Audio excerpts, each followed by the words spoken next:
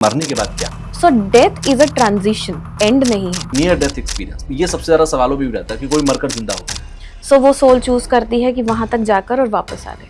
अच्छा, जब किसी की डेथ हो जाती है उसके बाद के कुछ दिन जो होते हैं, कहते हैं कि जो सोल होती है वो अपने फैमिली के आसपास रहती है। हाँ, सोल यही रहती है क्योंकि जितना अटैचमेंट हमारी फैमिली मेंबर्स के साथ है, उतना ही अटैचमेंट एक सोल का एक बॉडी के साथ होता है। बहुत सारे बच्चे होते हैं जो बचपन में कहते हैं कि उन्हें पुनर्जन्म याद था। ये बच्चा धीरे धीरे एक डिप्रेशन, एंजाइटी का मरीज बन जाता है। जैसे कहते हैं कि अरे किसी की छिपकर बातें मत सुनो, नहीं तो छिपकली का जन्म मिलेगा। तो ये सब पॉसिबिलिटीज हैं या ये सब कहने की बातें हैं? ये बिल्कुल पॉसिबल है और ये आप सब कुछ आपके कर्म पे डिपेंड करता है। तो क्या ये आकाशिक रिकॉर्ड रीडिंग से पॉसिबल होता है कि कोई भी आदमी अपने लाइफ के मोटिव, अपने ब्लॉकेजेस को पता कर पाए? यस। मेरे दो सवाल हैं कि सुसाइड कौन करता है और क्या नेक्स्ट बर्थ में ये उसको रियलाइज होता है कि मैंने कुछ गलत किया था? सुसाइड जनरली ऐसे सोल करती हैं जो लो वाइब्रेशंस पर अब चले जाएंगे, दोबारा आएंगे एक नए बर्थ के साथ। तांत्रिक होता है भटकती हुई आत्मा, उन आत्माओं को अपने कब्जे में करता है और उससे फिर तंत्र मंत्र की बाकी चीजों को करता है। तांत्रिक की जो शक्तियां हैं, जो पावर्स हैं, जो कैपेबिलिटीज हैं, एबिलिटीज हैं, वो इतनी पावरफुल है कि सोल डिनाई ही नहीं कर सकती। वो कंट्रोल करेगा और वो कंट्रोल होंगी। आइडेंटिफाई कैसे करें कि हाँ ये एक एंटिटी की ही प्रेजेंस है? तो ये कुछ साइंस है, ये आप इसको अगर ऑब्जर्व करें तो आपको समझ आएगा कि आप जहां पर भी हैं, आसपास में एंटिटी है या आपके घर में ही प्रेजेंट है, उस प्रेजेंस है उसकी, आप वहां से मूव करिए। मृत्यु, मौत या डेथ, कुछ भी कहिए, लेकिन लोगों के लिए मायने सिर्फ एक है, किसी का चला जाना। और किसी के चले जाने के बाद पीछे रह जाते हैं हजारों सवाल। लोग ये सोचते हैं कि क्या मरते वक्त मेरे पिता को दर्द हुआ होगा, या मेरे किसी अपने को मरते वक्त क्या महसूस हुआ होगा, क्या उसके जहन में रहा होगा, क्या वो सोच रहा होगा। या फिर ये भी सोचते हैं लोग कि मेरे उस अपने जिसकी डेथ हो चुकी है, अगला जन्म उसका कैसा होगा, क्या वो खुशी खुशी रह रहा होगा, इस जन्म के उसके दुख अगले जन्म में तो उसे नहीं मिले होंगे। और एक और सवाल लोगों के मन में आता है, जो पुण्य और पाप की थ्योरी हम लोग पढ़ते हैं कि अच्छा करो तो अगला जन्म अच्छा मिलेगा, क्या ये हकीकत में होता है? हमारे इस जन्म के फियर, हमारे इस जन्म के इमोशंस, या हमारा परिवार जो हमने चुना, क्या वो हमने सच में चुना? यानी कि मेरे माँ बाप, मेरे पति या मेरी पत्नी या मेरे भाई बहन या मेरे बच्चे, क्या ये हमारी आत्मा चुनकर आई है कि अगले जन्म में, जिस भी जन्म में मैं जा रही हूं या जा रहा हूं, ये जो आत्मा है ये सोचती है कि तुम मेरे पति बनना, तुम मेरे बच्चे बनना, तुम मेरे भाई बहन बनना। सुनने में ये बातें थोड़ी सी आपको फैसिनेटिंग लग सकती हैं, या फिर आपको लगे कि यार ये तो कहीं सुनी बातें हैं, लेकिन नहीं।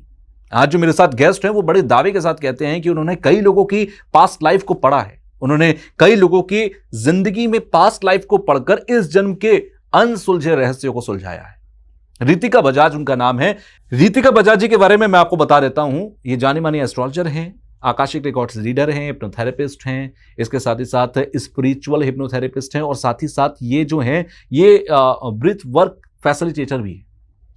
यानी कि ये कई तरीके से एक इंसान की जिंदगी के जो अनसुलझे रहस्यों हैं उनको सुलझाने का काम करती हैं। तो ये जो हमारे सामने, जो मैंने अभी आपको बताया कि डेथ, मृत्यु, मौत, ये एक जो अनसुलझी पहेली हमारे सामने है, इसको भी चलिए सुलझाते हैं उन्हीं के साथ, कई सवालों के साथ। जो आपकी सबसे ज्यादा सवाल मेरे से होते हैं मेरे पॉडकास्ट के नीचे कमेंट बॉक्स में, मैं उनसे पूछूंगा। अगर आपका अभी भी कोई सवाल हो तो नीचे कमेंट बॉक्स में आप जरूर लिखिएगा, और हमें सब्सक्राइब जरूर करिएगा, क्योंकि आपका एक सब्सक्राइब करते ना हमें बहुत हेल्प करता है कई तरीके से। तो आप अगर हमारे पॉडकास्ट देखना पसंद करते हैं तो सब्सक्राइब किए बना मत जाना। चलिए शुरू करते हैं आज के पॉडकास्ट को। So I welcome you Ritika ma'am, और आज जिस टॉपिक पर मैं बात कर रहा हूं आपसे, ये बहुत ही एक डार्क टॉपिक है। लोग इसके बारे में बात करना भी थोड़ा कम पसंद करते हैं, लेकिन जानना हर कोई चाहता है। डेथ एक ऐसा वर्ड है, मौत एक ऐसी सच्चाई है जिसे हर किसी को स्वीकारना पड़ता ही है। लेकिन सबसे ज्यादा जो सवाल लोगों के मन में होते हैं वो इस बात को लेकर होते हैं कि, क्योंकि बहुत सारे मिथ भी हैं। अब वो मिथ है या सच्चाई है, I don't know, you are the better person to tell me. मौत के वक्त क्या होता है, सबसे बड़ा सवाल। लोग ये कहते हैं कि भाई मौत से 3 दिन पहले, 4 दिन पहले या कुछ दिन पहले इंसान को एहसास होने लगता है कि वो अब एक दूसरे वर्ल्ड से कनेक्ट हो रहा है, या फिर मौत के वक्त कहते हैं कि बहुत ज्यादा पेनफुल होता है लोगों के लिए। ये सब सच है? मौत है क्या, होती कैसे, ये कुछ बताएंगे आप? ओके, समझिए, सोच के देखिए कि आपने एक क्लास का एग्जाम दिया और दूसरी क्लास की प्रिपरेशन के बीच का जो गैप मिला आपको, ठीक है, that is the journey between the life and the death, या फिर आप बोल सकते हैं death and the life. So death is a transition, end नहीं है, death is a new beginning. Okay. So जब हमारी डेथ का टाइम आता है, किसी की भी डेथ का टाइम आता है, तो आपकी क्लास का जो आपका बर्थ है, दैट इज योर क्लास, आपकी क्लास का पूरा व्यू, ओवरव्यू आपके सामने चल रहा होता है। तब ये भी चल रहा होता है कि what was there in the contract जो हम करके आए थे, उसमें से कितना प्रतिशत हमने एग्जाम में लिख दिया और कितना प्रतिशत रह गया जिसको लेकर अब हमें आगे बढ़ना है। So there are 5 exit of the soul. Soul plan करती है, सोल की क्यों प्लान करती है, I will explain you that as well. तो सबसे पहले तो डेथ का एक डोर होता है, 5 डोर बोल सकते हैं, 5 एग्जिट बोल सकते हैं, इज द रूट, जिसको हम बोलते हैं मूलाधार। ठीक है। ऐसी सोल जो पूरे बर्थ में अनसेटिस्फाइड रह गई, या कभी पैसे की दिक्कत रह गई, इनसिक्योर थी, हमेशा स्ट्रेस में रहना कि, और डेथ से डरना कि मुझे नहीं मरना क्योंकि अभी मेरे पीछे बहुत सारी लाइबिलिटी है, वो लोअर वाइब्रेशन की सोल होती है। सो ये जब जाती हैं तो इनके साथ में ऐसा होता है कि ये तुरंत री इनकारनेट कर लेते हैं, क्योंकि इनके बहुत से, अभी जैसे हम बोलते हैं छोटा बच्चा है जिसके अंदर अभी बहुत सारी गुंजाइश है कि बहुत कुछ करना, अभी तो बच्चा है, बहुत सारी चीजें एक्सप्लोर करना बच्चा है, सीखना बच्चा है, एग्जाम में भी अच्छे से हम पास नहीं हो पाए हैं तो अभी और पढ़ना है। तो ये कुछ ऐसे छोटे बच्चे होते हैं सोल्स जो चले जाते हैं, बट एक अनसेटिस्फैक्शन लेके जाते हैं कि करने कुछ और आए थे बट वो नहीं हो पाया, हमारी जिंदगी इसी भागदौड़ में रह गई कि ये कम रह गया, वो कम रह गया, हम इसको ये नहीं कर पाए, हम अपना पूरा नहीं कर पाए, फैमिली को नहीं दे पाए। बिल्कुल। और जब वो जाते हैं तो वो तुरंत ये प्लान करते हैं कि अभी अभी वापस जाना है, जल्दी है, किसी बच्चे को बहुत जल्दबाजी है कि दोबारा आना है।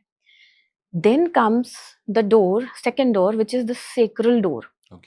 सेक्रल डोर जो होता है वो ये होता है कि आपकी कुछ ऐसे सोल्स आपने देखे, कुछ लोग देखे होंगे, मैं सोल पे ही बात करती हूँ, कुछ लोग आपने ऐसे देखे होंगे जिनके 2 थॉट लेकर पूरी जिंदगी कट जाती है। I don't deserve to live, there is nobody who can love me. So उनके अंदर वो एक इमोशनल टॉर्मोइल चल रहा होता है, उनके अंदर वो बिट्रेयल वाली फीलिंग होती है, आप उनके साथ कितना भी अच्छा कर लो बट उन्हें लगेगा कि मुझे सब धोखा ही दे रहे हैं, ट्रस्ट इश्यूज होते हैं। वो लोग होते हैं जिनकी अनसेटिस्फाइड डिजायर होती है, बिट्रेयल होती है, अनसेटिस्फाइड लस्ट होती है, या पास्ट बर्थ का एक कार्मिक बैगेज जो होता है वो पूरा करने आए थे बट समहाउ हो नहीं पाया। जब बिट्रेयल लोगों से मिला तब हम ये भूल गए कि हम भी कुछ करके आए थे जिसके कारण हमें बिट्रेयल मिला। ऐसी सोल भी लोअर वाइब्रेशन सोल में आ जाती। They again in the time of death ये सारा रिव्यू चल रहा होता है, और तब जाने के तुरंत बाद ऐसी सोल री इनकारनेट कर लेती। तुरंत बाद मतलब ऐसा नहीं है कि आप आज गए, आज आपकी डेथ हुई और कल आप वापस आ गए। Then comes the heart exit. Heart exit ऐसी सोल्स होती हैं जो जिनका मकसद यहाँ पर था, और जिन्होंने ऐसा, कई ऐसे लोग देखे होंगे ना जिन्होंने by birth till the last day of their birth सिर्फ सेवा की। वो कर रहे हैं, उनको नहीं, एक्सपेक्टेशन ही नहीं है कि कोई हमें कितना रेसिप्रोकेट कर रहा है, बट हमारा काम है करना, देना। ऐसे सोल जो होते हैं वो विद सेटिस्फैक्शन जाते हैं कि कुछ तो बोझ कम करके गए, एंड देन वो जाकर रिव्यू करते हैं। जो हमारे समर वेकेशंस होते हैं, बिल्कुल, तो वो वहां पर जाके रिव्यू करते हैं कि इतना कर लिया, इतना बच गया है, आगे जाके ये दोबारा जीना है। कई बार ऐसे लोग हीलर्स होते हैं या अपना बैगेज कम करते करते आते हैं और नेक्स्ट बर्थ में भी कम बैगेज लेकर आते हैं। Then comes the third eye exit. Third eye exit पे जो सोल होती हैं वो हायर वाइब्रेशन सोल हो जाती हैं। उनके साथ ये होता है कि they are like consciously aware of everything. जो उन्होंने किया वो अवेयर थे, जैसे योगी होते हैं, मेडिटेटर होते हैं, उनको पता है कि वो क्या कर रहे हैं, क्यों कर रहे हैं। They somehow know their purpose, उन्होंने अपना पर्पस सर्व किया, and then they plan their exit, और वो एग्जिट होते हैं। देन देयर चॉइस कि वो वापस आना चाहते हैं या नहीं आना चाहते हैं, दे डिसाइड, बट जनरली आ जाते हैं क्योंकि कुछ अनफिनिश्ड कर्मास अभी भी रह गए हैं जो पूरा करने उन्हें आने हैं। देन कम द सुपर, बोल सकते हैं और ज्यादा हायर कॉन्शियसनेस वाली सोल या हायर वाइब्रेशन वाली सोल, जिनका एग्जिट होता है क्राउन, जिसको आम भाषा में बोलते हैं इन्हें मोक्ष मिल गया। अच्छा। आज के समय में ऐसी चीजें कम होती है, लेकिन पहले आपने सुना होगा महासमाधि, कि जिन्होंने कॉन्शियसली चूज कर लिया कि एंड ऑफ माय साइकिल, बिल्कुल, अब मैं अपनी इच्छा से समाधि लूंगा या लूंगी, एंड आई एम गोइंग। ऐसे लोग हायर कॉन्शियसनेस के होते हैं, हायर वाइब्रेशन के होते हैं, और वो मोक्ष की तरफ चले जाते हैं जनरली ऐसी सोल री नहीं करती। वो ओके। हमारे मास्टर्स हो सकते हैं, हम्म। हमारे अगर मैं आपको एग्जाम्पल के तौर पर हम्म। बोलूं तो बुद्धा, बिल्कुल। जिन्होंने री नहीं किया और they are there in the realm to help the humankind, but ascendant master बन के वो वहां पर हेल्प कर रहे हैं। ओके। नाउ बाकी की सोल के लिए डेथ के बाद में टाइम होता है टू रिव्यू, टू डिसाइड कि अब कौन से कॉन्ट्रैक्ट आपको लेने हैं। तो जब आप यहाँ से जा रहे होते हैं, इस रेल्म और उस रेल्म के बीच में आपकी सोल फैमिली होती है जो आपको हेल्प करती है इस बर्थ से ट्रांजिट करने में और रिव्यू करने में, नेक्स्ट बर्थ की प्रिपरेशन कराने में। जैसे बच्चों का जब समर वेकेशन होता है तो पेरेंट्स उसको हेल्प करते हैं कि ये ठीक है, ये साल जो हो गया, अच्छा पढ़ा तो भी ठीक है, बुरा पढ़ा तो भी ठीक है, अब साल गुजर गया, अब आप रिव्यू करो कि क्या और इसमें इम्प्रूवमेंट कर सकते हो ताकि नेक्स्ट ईयर जो आपका नेक्स्ट क्लास होगा उसमें आप बेटर परफॉर्म कर पाओ। ये होता है लाइफ बिटवीन डेथ। ओके। अच्छा, यहाँ पर लाइफ आफ्टर डेथ की भी मैं बात करूंगा, क्योंकि क्या है कि जब हम डेथ की बात करते हैं तो लोगों के मन में सवाल ये आता है कि भाई मरने के बाद क्या। आपने बताया कि कुछ आत्माएं ऐसी हैं, कुछ सोल्स ऐसी हैं जो बहुत जल्दी री इंकारनेट कर लेती हैं, कुछ ऐसी हैं जिनको मोक्ष मिल जाता है। ये डिपेंड करता है उनके चक्रास पर। अब मैं बात ये भी करूंगा ये कि डिपेंड करता है जी। आपके कर्मों पर। ओके। चक्रा इम्बैलेंस क्यों है? क्योंकि कर्म कहीं ना कहीं गड़बड़ हुए, ओके। या आपको वो पता था कि ये करने हम आए हैं और जी। आपने उस डायरेक्शन में काम नहीं किया। ओके। तो कर्मों पे डिपेंड करता है, चक्रा पे नहीं डिपेंड करता। चक्रा इज अ सिग्निफिकेंस आपको बताने ओके। के लिए कि ये प्रॉब्लम्स आपके साथ में है क्योंकि ऐसा आपका कार्मिक बैकग्राउंड रहा है पहले। ठीक है, यानी कि चक्रास भी तब मैटर करते हैं जैसे आपके कर्म हो, जो कर्म आपने होते हर हैं। कर्म को, क्योंकि बताया कि ये चक्र अगर आपका है तो ये आपके कर्म रहे होंगे, आपकी बहुत सारी अनसेटिस्फाइड डिजायर्स रही होंगी या बहुत सारी चीजें, या फिर सो आप हायर कॉन्शियसनेस में रहे होंगे। तो हर एक चक्रा, जी। एक्चुअली मैंने आपको समझाने का तरीका ओके। ये इसलिए चूज किया because there is an emotion attached with okay. Every chakra. ठीक है। सो आप क्या इमोशन लेकर गए और उसकी बुनियाद पे क्या फाउंडेशन आप लेकर अब नेक्स्ट बर्थ लोगे। अब एक छोटा सा सवाल मैं यहाँ पर करता हूँ, जो एक मोस्ट सर्च्ड क्वेरी मैं बोलूंगा, नियर डेथ एक्सपीरियंस। बहुत सारे लोग नियर डेथ एक्सपीरियंस को एक्सपीरियंस करते हैं और ये सबसे ज्यादा सवालों भी रहता है कि कोई मरकर जिंदा हो गया या किसी की डेथ हो गई, बट कुछ टाइम बाद पता लगा कि वो वापस से जिंदा हो गया। फिर ये कौन से लोग होते हैं? अच्छा, एक बात बताइए कि मान लीजिए आपने आप छोटे हैं और आपका स्कूल अभी चल रहा है बीच में। मैं एग्जाम्पल ऐसे लूंगी कि थोड़ा इजी हो जाए हाँ, समझने में, फॉर ठीक श्योर, है। प्लीज। अब फर्स्ट क्लास से आपने एक स्कूल में एडमिशन ले लिया, 7th 8th क्लास में बहुत अच्छे से आप जेलअप हो गए सबके साथ में, और अब बोला गया कि अब तो स्कूल चेंज करना है। क्या फील करेंगे आप वहां पर? अभी लगेगा कि तो अभी तो टाइम ही पूरा नहीं स्पेंड हुआ हमारा। ये होता है नियर डेथ एक्सपीरियंस कि हमारा, okay, this is again for few more exit of the soul. Okay, so soul decide करती है, या टाइम आ गया जिसे हम बोलते हैं, जाने का टाइम आ गया, लेकिन तब याद आता है कि अभी मोह बाकी है, अभी इमोशंस रह गए हैं, अभी जाने का टाइम नहीं है, थोड़ा और कुछ काम बाकी है, थोड़ा सा टाइम यहाँ पर और स्पेंड करना है। कुछ पर्पस लेकर आए थे, वो पर्पस अभी सर्व नहीं हुआ, या फिर हमारी सोल फैमिली जो इस वक्त फिजिकल बॉडी में एग्जिस्ट कर रही है, दे नीड अस। हमारी सोल को अवेयरनेस रहती है कि ये अभी हमारे बिना नहीं चल पाएंगे। सो वो सोल चूज करती है कि वहां तक जाकर और वापस आ गए। सो इस तरीके से 5 एग्जिट होते हैं। फर्स्ट एग्जिट जो होता है बहुत इजी होता है, जैसे आपने किसी को बोलते देखा होगा कि उनकी डेथ बड़ी इजी हो गई, कोई तकलीफ नहीं हुई। बिल्कुल। फिर किसी के साथ आपने तकलीफ देखी होगी कि 1-2 साल उनको तकलीफ रही, उसके बाद उनकी डेथ हुई। बिल्कुल। तो सोल ने क्या चूज किया कि फर्स्ट एग्जिट हमने स्किप कर दिया, हमें नहीं जाना अभी, क्योंकि अभी जो हमारी प्रेजेंट यहाँ पर फैमिली है, जिनके साथ हमारा भी कुछ कॉन्ट्रैक्ट था, वो भी अभी पूरा नहीं हुआ, तो पहले हम उसको सर्व करेंगे, उसके बाद जाएंगे। तो ये 2 साल का जो हमने ग्रेस पीरियड लिया ना, अपनी तकलीफ थोड़ी सी बढ़ा ली। उसके बाद किसी को आपने देखा होगा कि 7-8 साल वो बेड रिडन रहे, उसके बाद उनकी डेथ हुई, तो उन्होंने वो थर्ड एग्जिट चूज किया कि और टाइम खींच लेते हैं। ऐसे हर एक एग्जिट पे सोल की तकलीफें बढ़ती चली जाती, क्योंकि अल्टीमेटली आपके जाने का टाइम तो है, बट मोह, इमोशन, कर्मा, कॉन्ट्रैक्ट अभी बाकी रह गया है। अच्छा, जब किसी की डेथ हो जाती है उसके बाद के कुछ दिन जो होते हैं, कहते हैं कि जो सोल होती है वो अपने फैमिली के आसपास रहती है, कुछ जगहों पर रहती है, जहां पर डेथ हुई होती है वहां पर रहती है। क्या ये सच है कि डेथ की, क्योंकि आपने कहा कि कुछ लोग तुरंत री इंकारनेट हो जाते हैं, तो फिर उन 10, 12, 15 दिनों के अंदर क्या होता है जब हम घर में रिचुअल्स कर रहे होते हैं? तुरंत रीइंकार्नेट का मतलब है कि वो 400 डेज से 4000 ईयर्स तक हो सकते हैं, या 400 ओके। 4000 साल तक हो सकते हैं। ओके, तुरंत मतलब ऐसा नहीं हुआ कि आज डेथ हो गई और कल मैंने दूसरा जन्म ले लिया जाके। अच्छा। This is again soul chooses. 13 दिन का जो टाइम होता है वो एस्ट्रल बॉडी पूरी बनने का टाइम होता है एक्चुअली। हर 13 दिन 13 अलग अलग तरीकों से हम मैसेज दे रहे होते हैं, हम ही अपने लव्ड वन को मैसेज दे रहे होते हैं कि now this is the time you should move to another dimension. Okay. हाँ, सोल यही रहती है क्योंकि जितना अटैचमेंट हमारी फैमिली मेंबर्स के साथ है, उतना ही अटैचमेंट एक सोल का एक बॉडी के साथ होता है। उसके लिए वो इतने सालों का घर है। आपको बोला जाए कि अपना घर अभी छोड़ दो, आपको तकलीफ होगी छोड़ने में, चाहे आपने नया घर बना लिया कुछ भी, बट आपका इमोशन, आपका प्यार, आपकी मेमोरीज आपके पुराने घर से जुड़ी हुई रहेंगी।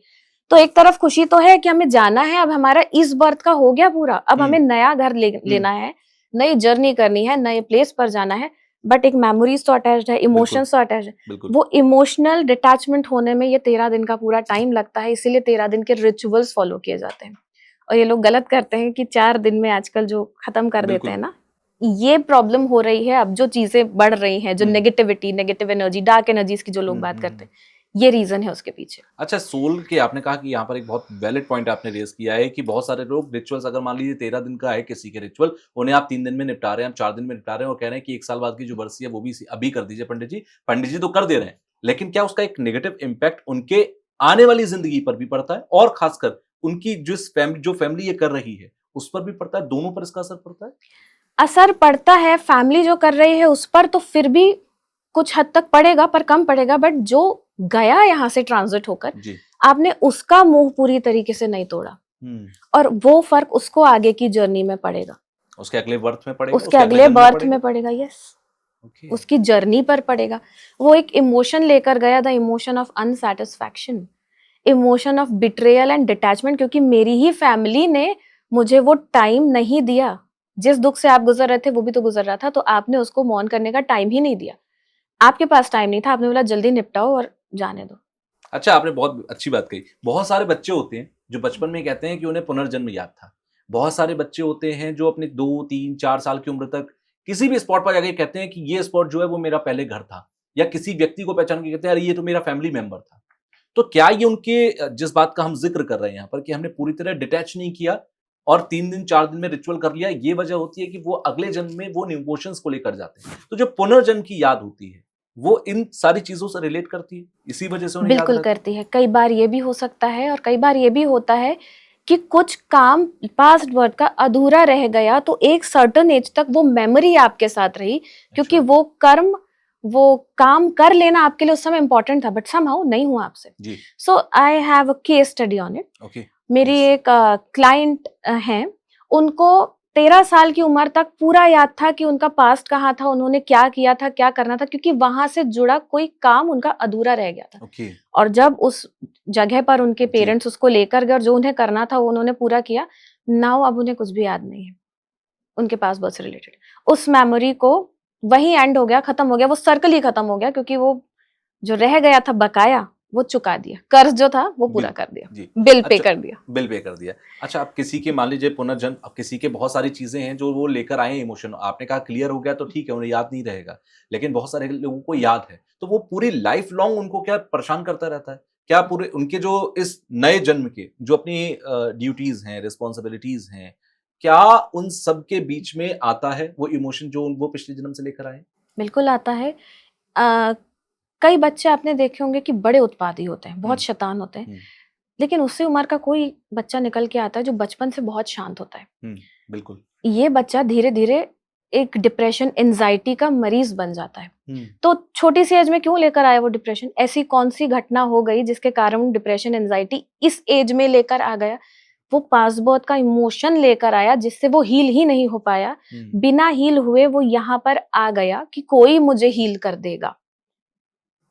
और मैं 2 बातों को यहाँ रिलेट कर पा रहा हूँ। पहली ये कि पुराने जमाने में हम देखते थे कि सारे रिचुअल्स को टाइमली पूरा किया जाता था, तो उस जमाने में ये भी नहीं होता था कि आज 4 साल का बच्चा, कि 10 साल का बच्चा, कि 15 साल का बच्चा डिप्रेशन का शिकार हुआ है। और आज जब रिचुअल्स कम हो गए तो कहीं ना कहीं आज 10 साल का, 15 साल का बच्चा एंटी डिप्रेशन की मेडिसिन पिल्स खा रहा है। बाइपोलर डिसऑर्डर, ADHD, बिल्कुल, ये ज्यादा बढ़ गया है, हाँ। उसके पीछे रीजन है।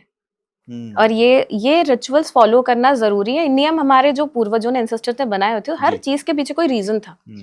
हमने अपनी फास्ट मूविंग लाइफ के चलते उसको शॉर्टकट देना स्टार्ट किया है। हमने साइंटिफिक फैक्ट्स को इग्नोर किया और नरेशंस पर को हमने माना, और फिर नरेशंस को हमने भी कह दिया कि लॉजिकल है, ये फैक्ट्स नहीं है, इसलिए हम अब शॉर्ट एंड कंप्लीट वाले 2 मिनट्स नूडल वाले लाइफ को 2 जी रहे मिनट्स हैं। नूडल वाले। एग्जैक्टली। अगर आपको याद हो बहुत जी। पहले, मतलब हमने भी अपने बचपन में देखा है, जब हमारे ग्रैंड पेरेंट्स गए तो 13 दिन के रिचुअल के साथ 13 दिन तक बिना बुझे जो अखंड जोत बोलते हैं बिल्कुल। वो जलाई जाती बिल्कुल। थी।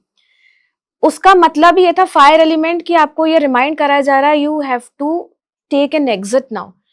अब एक आटे का कुछ बनाया जाता था, उसके ऊपर वो दिया रखा जाता था, जी। किसी तरीके से 13 डे पर जब आप वो दिया उठाओ तो उसके अंदर कोई आकृति Shape बनी हुई बनी आती होती थी, थी, शेप बिल्कुल। सिंबल होता था। वो सिंबल बताता था कि ये जो सोल है ये कहाँ गई है, मोक्ष पे गई है, रिबर्थ करेगी या क्या करेगी, और कौन सा रीबर्थ मिलेगा, कौन कौन सा सा जानवर, योनि कौन सी, मिलेगी। हाँ, कौन सी योनि Exactly. मिलेगी। अच्छा, ये भी कर्मों पे ही डिपेंड करता है, क्योंकि लोग कहते हैं अरे ये बुरा काम मत करो नहीं तो अगले जन्म में ये पर्टिकुलर बन जाओगे। तो वो कैसे, जैसे कहते हैं कि अरे किसी की छिपकर बातें मत सुनो नहीं तो छिपकली का जन्म मिलेगा, तो ये सब पॉसिबिलिटीज है या ये सब कहने की बातें हैं? छिपकली का जन्म तो नहीं मिलेगा, बट हाँ ये बिल्कुल पॉसिबल है, और ये आप सब कुछ आपके कर्म पे डिपेंड करता है। आप जब बार बार रीइंकारनेट कर रहे हो, इसका मतलब ये है कि आप ग्रेजुएट होने के लिए कर रहे हो। तो जब हम अभी बात करते थर्ड हाई एग्जिट से, third high exit is a graduation ceremony for the soul, कि इतने ऊपर आप आ गए, धीरे धीरे एक रैम दूसरा रैम, वाइब्रेशंस अपने बढ़ाते बढ़ाते इतने ऊपर आप आ गए कि अभी अब ये तो फिक्स है कि हम दोबारा किसी और योनि में नहीं जाएंगे, या तो मनुष्य पे आएंगे या फिर हम उसके ऊपर के रैम पे चले जाएंगे। तो everything is your action, everything is your में भी कर्म। अगर मैं देख लूं, एक इंसान है जो अंबानी के घर में पैदा हो रहा है, एक इंसान है जो एक बहुत गरीब फैमिली में पैदा हो रहा है, जैसे मोदी जी का मैं एग्जांपल ले लूं, और अपनी लाइफ के अंदर वो एक ऐसे अचीवमेंट को पाते हैं कि दुनिया उनका नाम अपनी हिस्ट्री में दर्ज कर लेती है, अपनी बुक्स में दर्ज कर लेती है। क्या ये कर्मों से ही है कि पिछले जन्म के कर्म थे, कुछ अच्छी चीजें हम लेकर आए थे जो इस जन्म में मैं गरीब के घर में पैदा होकर अमीर हो गया, या मैं एक संपन्न फैमिली में पैदा होता हूं बट फिर भी मैं स्ट्रगल कर रहा हूं? ऐसे भी बहुत सारे नेता हैं। खैर, तो ये क्या कर्मों की वजह से होता है? देखिए, हर सोल का अपना एक सोल कॉन्ट्रैक्ट होता है, अपना एक सोल प्लान होता है, ठीक है। मान लीजिए आपने एक बर्थ बहुत गरीबी में काटा, अब आपको फिर भी लेसन समझ नहीं आया कि मुझे मेहनत करनी पड़ेगी इससे बाहर निकलने के लिए, मुझे मेहनत करनी पड़ेगी, हाथ पैर मारने पड़ेंगे, अपॉर्चुनिटी जो है उसको ग्रैब करनी पड़ेगी और तब मैं आगे बढ़ूंगा। तो आप उसी लूप में फंस गए। ठीक है। आप क्या कर रहे हो, दूसरों को देख रहे हो कि अरे ये तो इतनी सी शॉर्टकट्स देखते हैं ऐसे सोच कि ये तो इतना सा काम करके, जैसे आजकल सॉरी टू से बट जो मीडिया में चल रहा है कि किसी ने बहुत अच्छा ग्रो कर लिया है पेज, तो मैं भी स्टार्ट कर देता हूँ। बिल्कुल। अब वही कॉपी करके स्टार्ट कर देता हूँ। आप अपना दिमाग नहीं लगा रहे हो, आपको सिर्फ जल्दी चाहिए, बिल्कुल आपको जल्दी कुछ चाहिए, ठीक है। अब क्या हुआ, आपने कर तो लिया, आप फेल हो गए, आपने अपना लेसन लर्न नहीं किया कि आपको मेहनत के बाद ही मिलेगा। बिल्कुल। सो वो एक बर्थ आपने पूरा वेस्ट किया, दूसरा बर्थ पूरा वेस्ट किया, तीसरे बर्थ में आप ये अवेयरनेस लेकर आए कि नहीं, कुछ भी हो जाए मैं मेहनत करूंगा। आपने मोदी जी का एग्जाम्पल लिया, आप उनकी पूरी हिस्ट्री उठाकर देखिए, बहुत कम एज से जब हम अपना कुछ किसी और चीज में व्यस्त होंगे, वे भी खेल रहे होंगे या कुछ करेंगे, उन्होंने अपने ऊपर काम करना, मेहनत करना स्टार्ट कर दिया था। और कुछ ऐसे होते हैं जिन्होंने सब कुछ कर लिया, बहुत मेहनत कर ली, अब ये बर्थ में ना वो आ गए सिर्फ अपनी लाइफ को एंजॉय करने, तो वो ऐसी फैमिली में पैदा हो गए जो फैमिली बहुत वेल ऑफ है, उनको यही नहीं पता कि पैसों की कमी क्या होती है, क्योंकि उन्होंने उस हद तक पहुंचने के लिए कई बर्थ तक मेहनत की। और सॉरी मैं नाम नहीं लूंगी, बट उन्होंने ये मेहनत करने के लिए, चूज करना ही मेहनत करना है, इसके लिए कई बर्थ लगाए, और उसके बाद एक दिन अवेयरनेस जागी कि कर लेते हैं, इस बर्थ को तो सार्थक बना देते हैं। So this will be a soul contract between me and my family as well, कि मेरे कारण आने वाली मेरी पीढ़ी का मैं उत्थान करूंगा। वो जिम्मेदारी वो सोल लेकर आई यहाँ। ओके, अब दो चीजों पे मैं बात करूंगा, क्योंकि आप एक हिप्नोथेरेपिस्ट भी हैं और आप आकाशिक रिकॉर्ड्स रीडर भी हैं।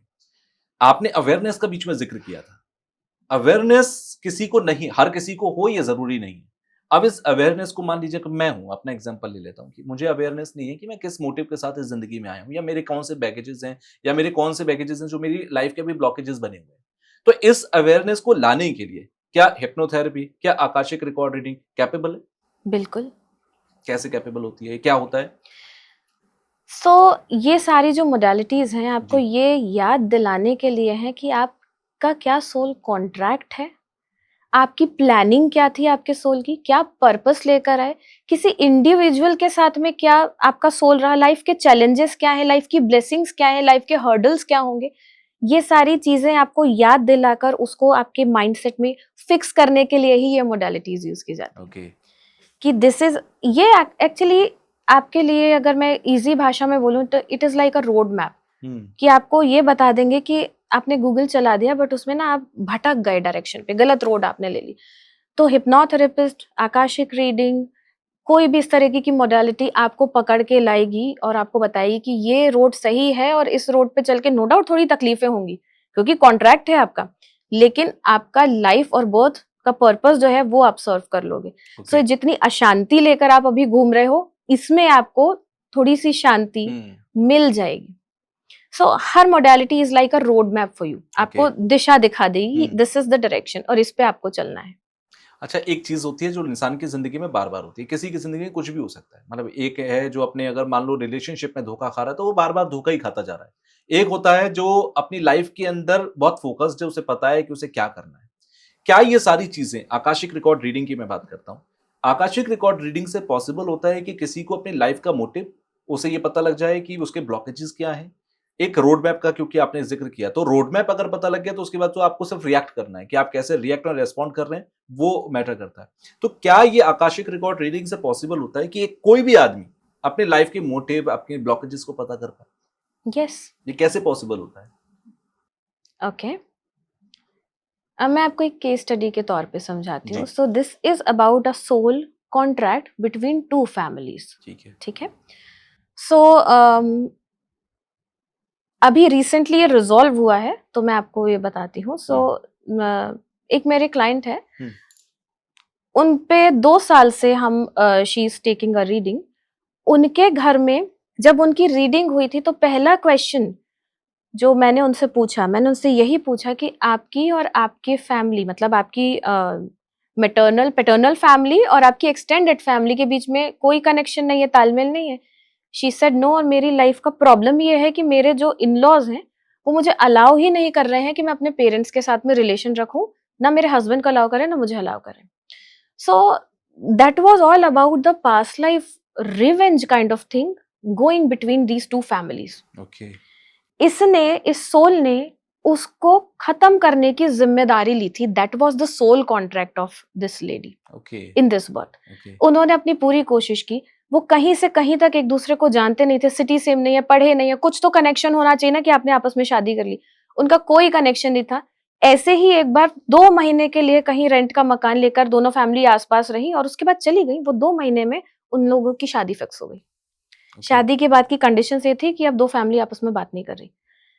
शी ट्राइड अ लॉट कि ठीक हो जाए, ठीक हो जाए, ठीक हो जाए। रीडिंग्स की उसके बाद कई हद तक चीजें सॉर्ट आउट हुई। एटलीस्ट उसके जो हस्बैंड है उन्होंने बात करना स्टार्ट की थोड़ी बहुत। बट व्हाट हैपेंड, इसमें एक और मेजर किसी का कंट्रीब्यूशन था। That was the role of her father in law. That was also soul contract between the father in law and the daughter in law.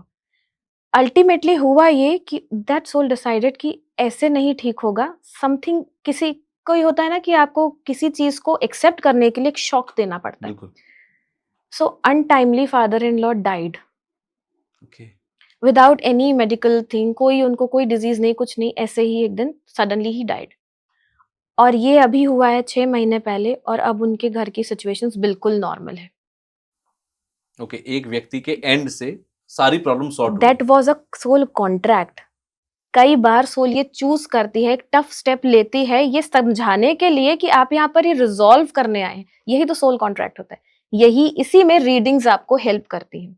अच्छा, सोल कॉन्ट्रैक्ट पिछले जन्म के कर्मों पर डिपेंड करता है या ये डेथ के बाद सोल चूज करती है कि मुझे किस फैमिली में जाना है, मेरी नेक्स्ट बर्थ में वाइफ कौन होगी या हस्बैंड कौन होंगे, मेरे भाई बहन कौन होंगे, मेरे माता पिता कौन होंगे, ये सब क्या एक स्पिरिट या एक सोल चूज कर सकती है या ये एक नेचुरल प्रोसेस है कि आपको यही मिलना है? नहीं, ये नेचुरल प्रोसेस बिल्कुल नहीं है, ये आप खुद चूज करते हैं। सो क्या होता है आफ्टर डेथ, आपकी दिस लाइफ जो हम अभी यहाँ पर फिजिकल बॉडी के साथ में जी। रह रहे हैं is an school for us. Okay. हम यहाँ पर पढ़ाई कर रहे हैं, पढ़ाई करके हम चले जाते हैं अपने घर की, हमारी पढ़ाई लिखाई कंप्लीट हो गई. अब वो soul world is our house, home calling.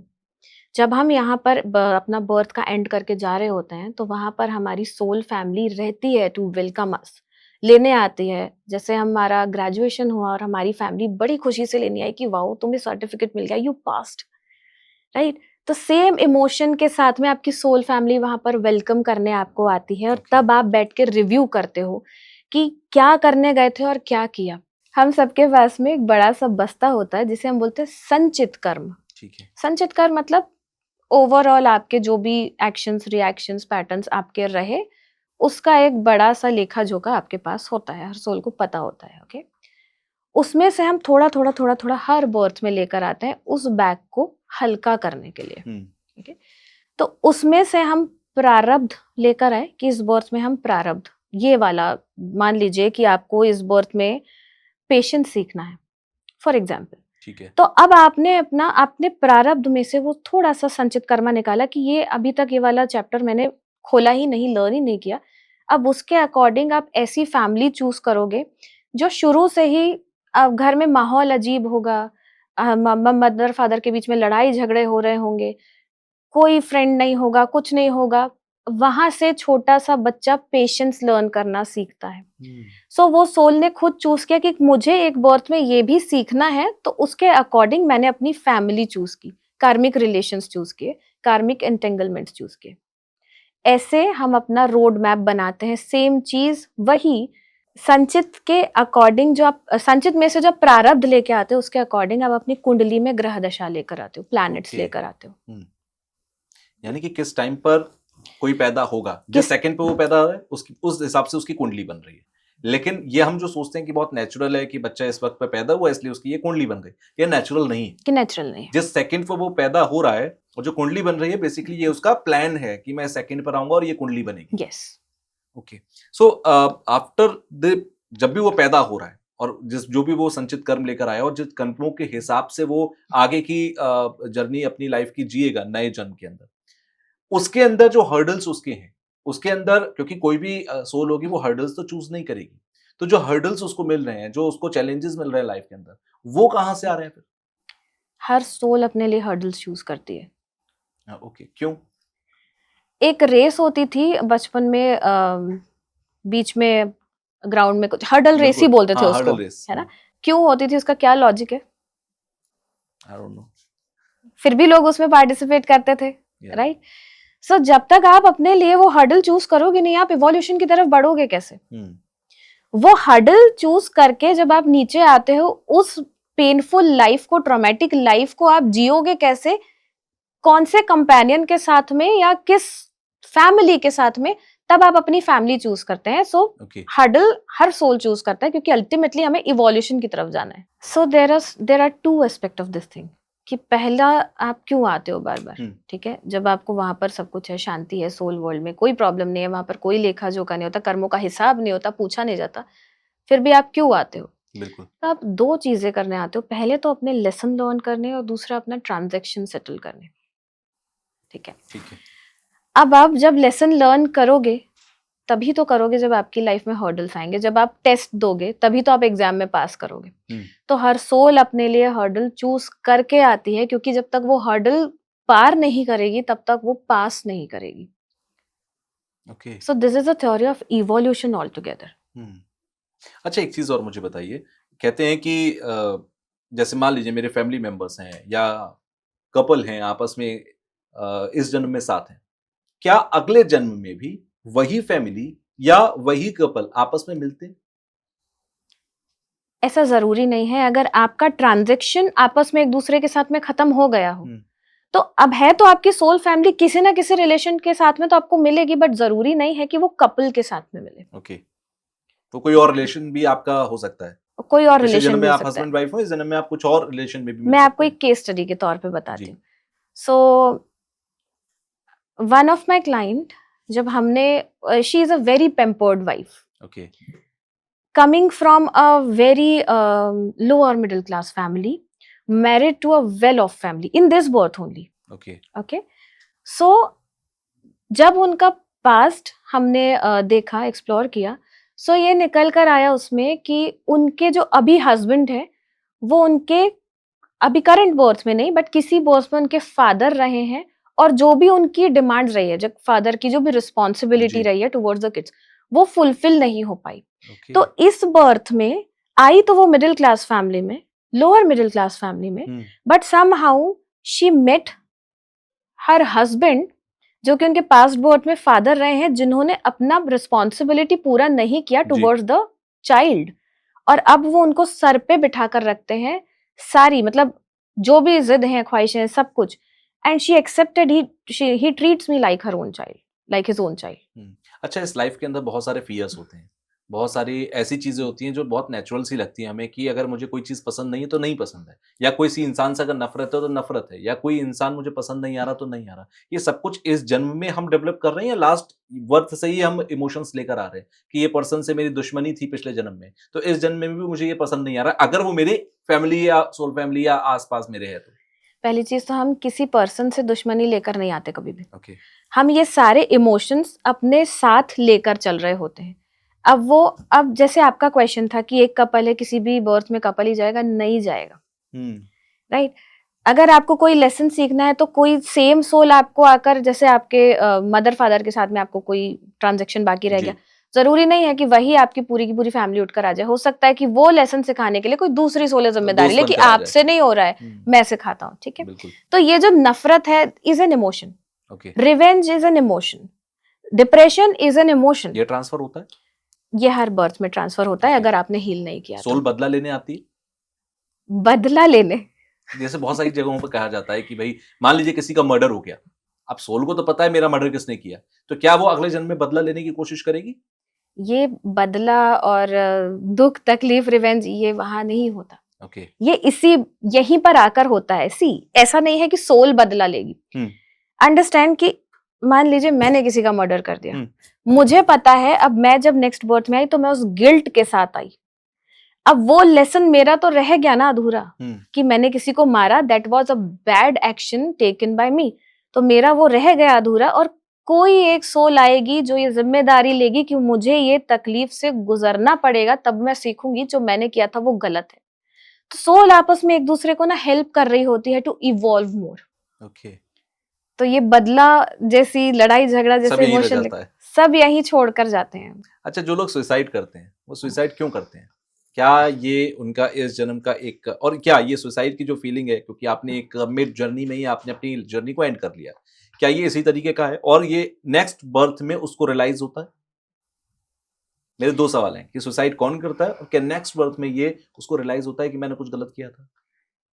Suicide generally ऐसे सोल करती हैं जो लो वाइब्रेशंस पर हो, जैसे हमने बिल्कुल स्टार्टिंग में डिस्कस किया बिल्कुल। था कि वो छोटा बच्चा जिसको हर चीज की जल्दी है, हम्म तो उसको इस चीज की भी जल्दी है, इस चीज की तकलीफ भी है कि मेरे साथ ही बुरा हो रहा है, और इस चीज की जल्दी भी है कि इससे ज्यादा मुझे बुरा देखना ही नहीं।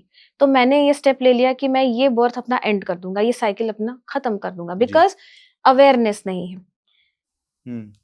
सो बट जो सोल ये चूज करती हैं कि अभी हमको इस बर्थ से भाग जाना है, that is an exit, early exit, ठीक है? ये प्लान में नहीं था, आपने चूज किया। वो या तो इसी रिल्म में कहीं रह जाती हैं एज एन एस्ट्रल बॉडी, ठीक है। या फिर कम टाइम के लिए, कई बार आपने देखा होगा ना कि किसी की एज 10 साल 15 साल होकर उसकी डेथ हो गई। सो वो सोल जिन्होंने किसी बर्थ में सुसाइड किया है, अर्ली एग्जिट चूज किया है, जी वो अपना टाइम स्पैन उस पहले के बर्थ का पूरा करने के लिए दोबारा आती हैं। जब उनका टाइम हो जाता है वो यहाँ से चली जाती हैं। यानी कि जो शॉर्ट लाइफ जीते हैं लोग कि भाई किसी की डेथ 12 साल के बच्चे की डेथ हो गई, 15 साल के बच्चे की डेथ हो गई, जो शॉर्ट लाइफ जी के जो जा रहे शॉर्ट हैं, लाइफ वो कहीं ना कहीं लास्ट बर्थ के बैगेज है जो, या फिर स्पैन रह अपने गया, बर्थ का वो आपको पूरा कंप्लीशन करना है। किए बिना चले गए, तो जी। वो अपना टाइम कंप्लीट करने आए, और फिर जब हो गया अब चले जाएंगे, दोबारा आएंगे एक नए बर्थ के साथ। अच्छा, थोड़ा सा मैं ब्लैक मैजिक का एंगल लेकर आऊंगा यहाँ पर, वो इसलिए क्योंकि आपने कहा कि या तो आप नेक्स्ट बर्थ में जाएंगे उस स्पैन को पूरा करने के लिए, या फिर आप एस्ट्रल बॉडी में रह जाएंगे। तंत्र मंत्र और इसमें ब्लैक मैजिक में जब हम जाते हैं तो हम देखते हैं कि भाई ये बहुत बात सुना जाता है कि जो तांत्रिक होता है वो ऐसे एस्ट्रल बॉडी जो आत्माएं जिन्हें हम बहुत लेमन लैंग्वेज में बोलते हैं भटकती हुई आत्मा, उन आत्माओं को अपने कब्जे में करता है और उससे फिर तंत्र मंत्र की बाकी चीजों को करता है। तो क्या ये वही लोग होते हैं जो एक सेटिस्फाइड सोल्स मैं बोलूंगा, जिनको ये तांत्रिक अपने कब्जे में लेते हैं किसी भी तरीके से और फिर अपने काम कराते हैं? तो ये क्या वो सोल्स होती हैं? ये वो सोल्स होती हैं अगेन जो लोग सुसाइड कमिट करते हैं, वो इस और यहाँ से उन्होंने ट्रेवल नहीं किया, एस्ट्रल फॉर्म में यहाँ पर रुक गए। अब उनके साथ में क्या इमोशन है? अगर एंगर है, बिल्कुल एंगर रह गया लास्ट में जी। सुसाइड करते वक्त, किसी के साथ में ग्रज रह गया, एंगर हो गया, तो ये सोल बहुत इजी टेमेबल होती हैं कि आपने इनको यूज कर लिया और ये लाइक जो हम बोलते हैं ना कि किसी के ऊपर भेजी गई जिन और ये सारी चीजें, बिल्कुल। ये सोल इस तरह की प्रक्रिया में फिर इनका मिस यूज किया जाता है।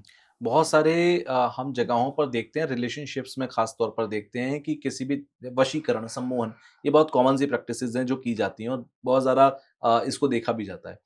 क्या ये रिलेशनशिप्स में भी ब्लैक मैजिक की चीजें आती हैं? वहां पर भी इन सब चीजों का जिक्र होता है? रिलेशनशिप्स के बीच में भी लोग करते हैं ऐसी केसेस स्टडीज? आपके पास बहुत क्लाइंट्स करते आए हैं, कभी? बहुत करते हैं। अभी ये सारी चीजें और ज्यादा हो गई हैं। अगेन वही कि हमने प्रोसेस को बीच में रोक दिया है, हमने सोल जर्नी को इंटरप्ट कर दिया, करना शुरू कर दिया है हम लोगों ने। तो ये ब्लैक मैजिक, वशीकरण जैसी चीजें बहुत ज्यादा हो गई हैं। आपका सवाल था कि कोई एग्जाम्पल।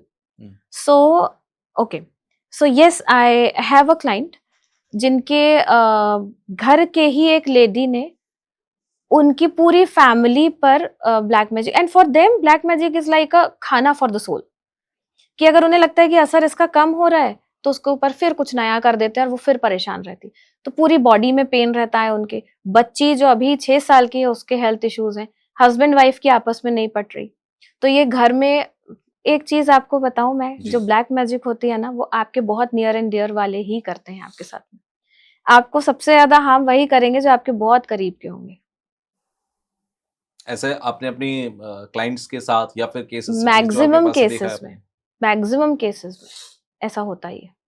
अच्छा, एक चीज और भी निकल कर सामने आती है, जिस बात का आपने जिक्र किया था कि जो तांत्रिक होते हैं, जिनका आपने जिक्र किया कि जिन हो गए या किसी भी तरीके की एंटिटी को वो अगर किसी चीज पर लगाते हैं, किसी टास्क पर लगा देते हैं कि भाई इसकी जिंदगी में ये भूचाल मचाना है, तो क्या ये एंटिटीज जो आपने बताया कि भाई जो एस्ट्रल बॉडीज में अभी ट्रैवल कर रहे हैं उन लोगों को कर लिया, इससे उनको क्या फायदा है?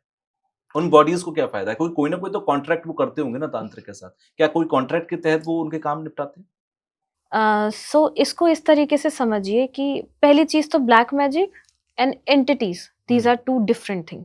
ओके। एंटिटीज इज कि जैसे कई बार किसी को प्रेजेंस फील होती है, तो वो सोल आपको प्रेजेंस फील करवा रही है बिकॉज आप उसके एरिया में एंटर हो गए हो।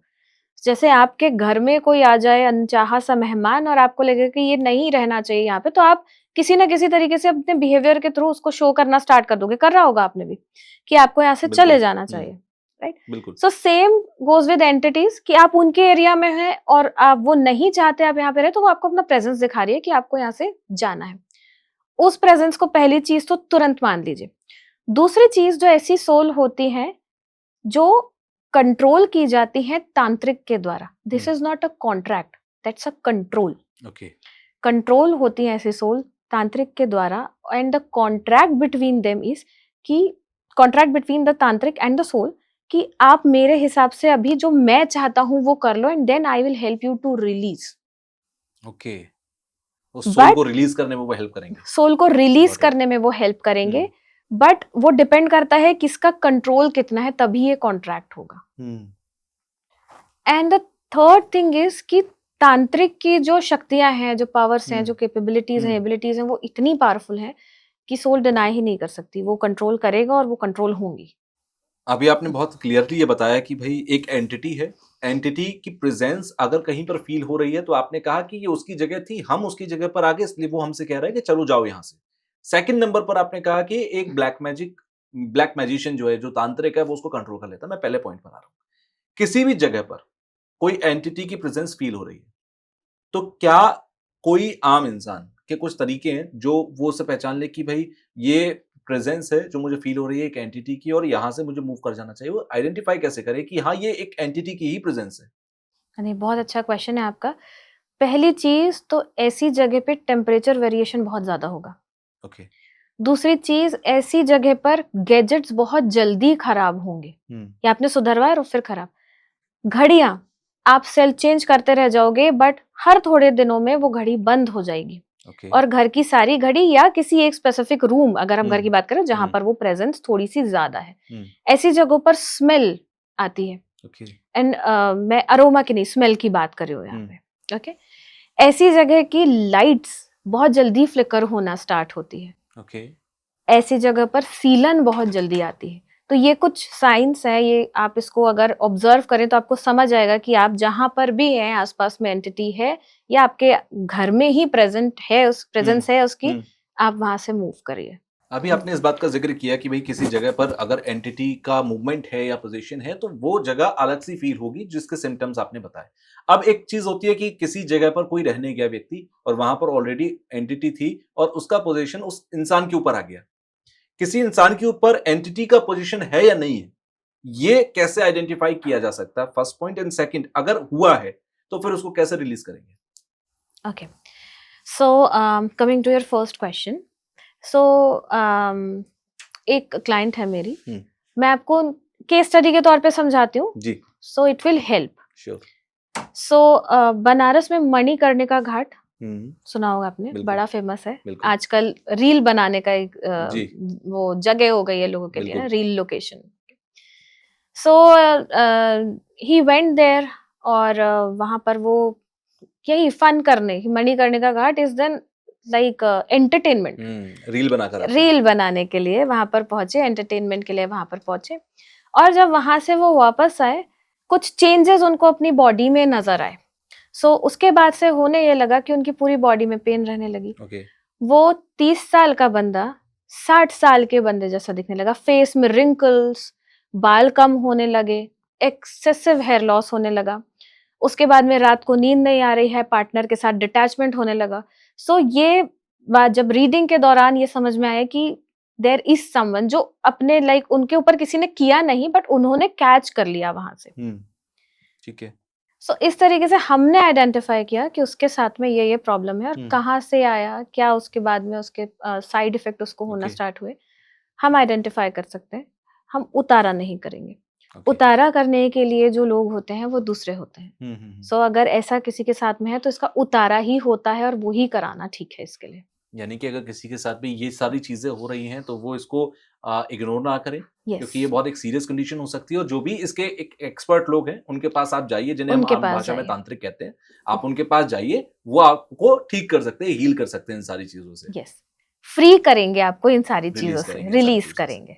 Okay, so thank you Ritika ji, आप आए आज के इस पॉडकास्ट में, क्योंकि बहुत सारी चीजें थी जो समझना जरूरी है और एक क्रेडिबिलिटी के साथ उन चीज़ों को समझा जाए, क्योंकि बहुत सारी बातें होती हैं सोशल मीडिया पर, उन बातों में भी एक एक्सपर्ट अगर आकर बताता है तो क्रेडिबिलिटी बढ़ जाती है। और ये सारे वो पॉइंट्स हैं जिन पर लोग बहुत सर्च करते हैं गूगल पर, बहुत सारी चीज़ें समझना चाहते हैं, आकाशिक क्या है ये समझना चाहते हैं, हमारे इस जन्म के अंदर हमारे दुख किए हुए लोग ये भी सर्च करते हैं, लोग ये भी जानना चाहते हैं कि लाइफ आफ्टर डेथ क्या है, नियर डेथ एक्सपीरियंस क्या है। तो इन सारी चीज़ों को मैंने एक्सप्लोर करने की कोशिश की है। सो थैंक यू, बहुत क्लियरली आपने केस स्टडीज के साथ जो समझाया ये थोड़ा यूनिक था और लोगों को आई होप आप लोगों को समझ भी आया होगा ये सारी चीजें। इन दी एंड आप कुछ कहना चाहें हमारे व्यूअर्स से तो प्लीज। सो पहली चीज तो अपने ऊपर ट्रस्ट करना स्टार्ट करिए सभी। दूसरी चीज कि कर्म को समझ के उसको सुधारना या कार्मिकली अपने आप को बैलेंस करना, ठीक रखना, ये स्टार्ट करिए। B gentle with your own self and with others. Karma matters always. क्योंकि ईश्वर माफ कर देते हैं, कर्म कभी माफ नहीं करते। आप जब यहाँ से जाओगे रिव्यू करने, आप खुद ही रिग्रेट करोगे कि ये करने आए थे और ये बाकी रह गया। और दोबारा इस रिग्रेट के साथ में आओगे कि इतना लंबा टाइम हमें मिला एक क्लास पास करने के लिए, फिर भी नहीं कर पाए, फिर उसी लूप में आएंगे। दिस इज द साइकिल, इसको हम बोलते हैं, जो आजकल आपने देखा होगा ना, लोग बोलते हैं लूप क्रिएट हो गया। This is the loop we are creating for ourself. तो बेटर उस लूप में ना फंसे, उसको ब्रेक करके आगे बढ़े। Okay, thank you Ritika ji आने के लिए। Thank you.